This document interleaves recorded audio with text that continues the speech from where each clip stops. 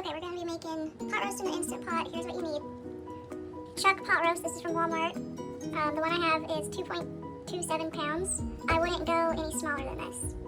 You could probably go up to 4 pounds depending on how many people you're feeding and how big your Instant Pot is.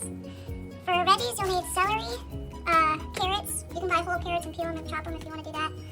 Onion, I have a white onion. The baby red potatoes. Then you will need minced garlic. You can chop your own garlic if you want to do that.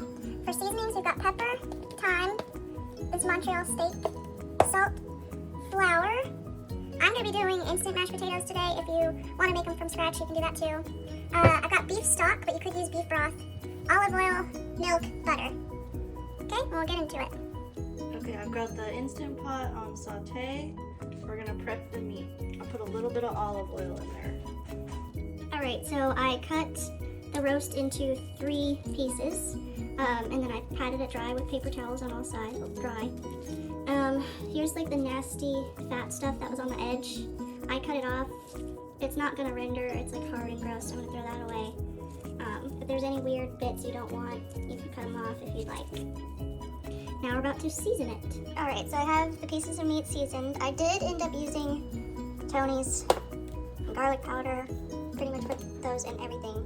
I put them on this paper plate. You want to make sure that all sides of your meat are seasoned. And I know it kind of looks like a lot, but these are big pieces of meat. So you kind of need to season them pretty good.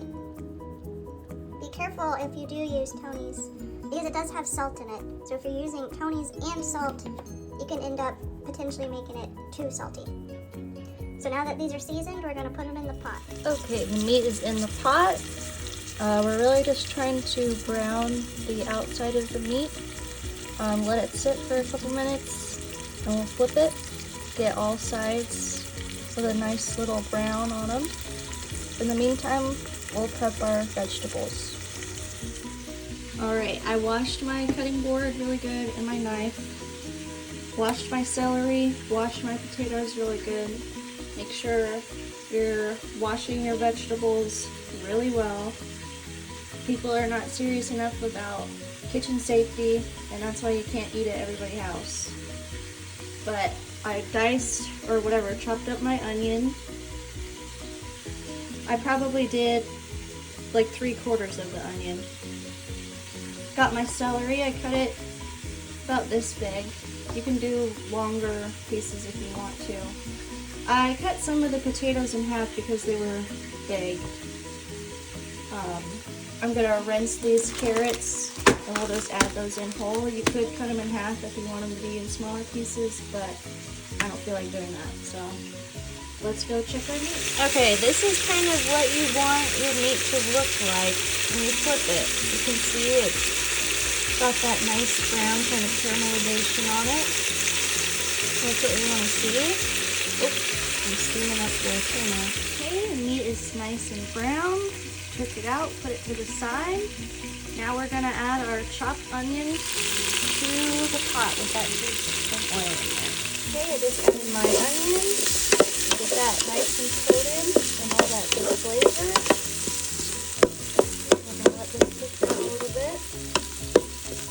And we'll add our minced garlic in just a minute.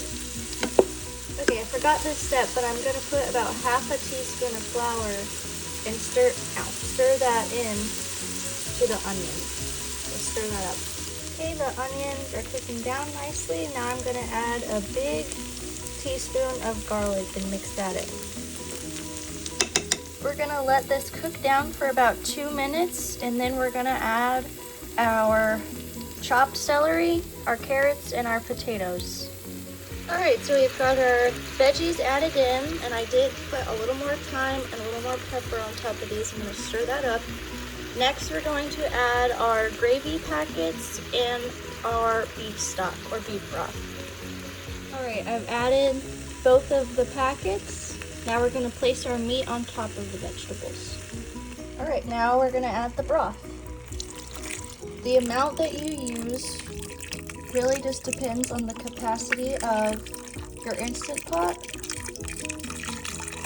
as well as you know, how many vegetables you really have in there.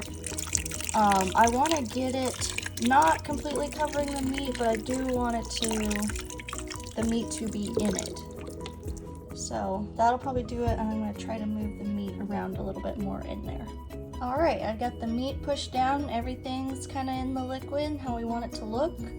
Now we're going to put the lid on and set the temperature. All right, so we're going to put it on the meat setting. For time, we're going to want to do an hour and a half. Even though this is a pressure cooker, it still takes a long time for this meat to be falling apart like we want it to be. So we'll get to 1:30. Okay, start. It's gonna preheat. It's gonna take a while to get up to temperature. It'll most likely take more like 2 hours. All right, and that's all the prep. All right, so I just released the pressure. Now we're gonna actually remove our meat, and it is falling apart. Yeah, look at that. It's pretty good. All right, so we'll remove the meat. All right, we got the meat set to the side for right now.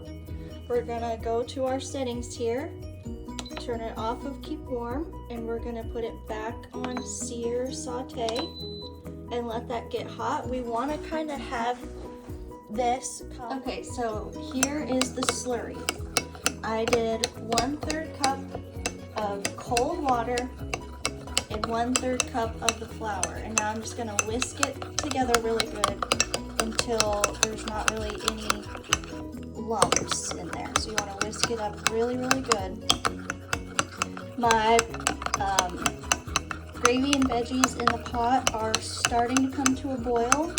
So once this is whisked up good, we're going to pour that into the pot and stir it up really good. So again, the purpose of adding this is to make that gravy thicker. All right, I got my slurry mixed up as good as it's gonna get. Now I'm gonna add it. All right, and you stir it up really well.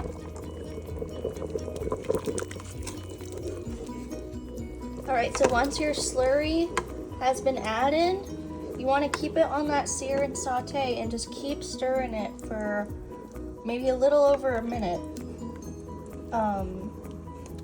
Again, at that low boil, you can kind of see some of the starch still on the surface here. That's okay. Hard to tell in the video, but it is turning kind of a lighter brown color. That is what we want. You don't want to keep this boiling for too long though. So no more than 2 minutes boiling like this. So I'm about to shut it off here. Okay, now here is the final result. You can see the meat is super tender. I just made the instant mashed potatoes according to the package. If you wanted to make this a lower carb meal, you could either just not do mashed potatoes or not put potatoes in it. I like potatoes, I don't care, so I do both. This is also really good over white rice, especially on the second day. One last little tip.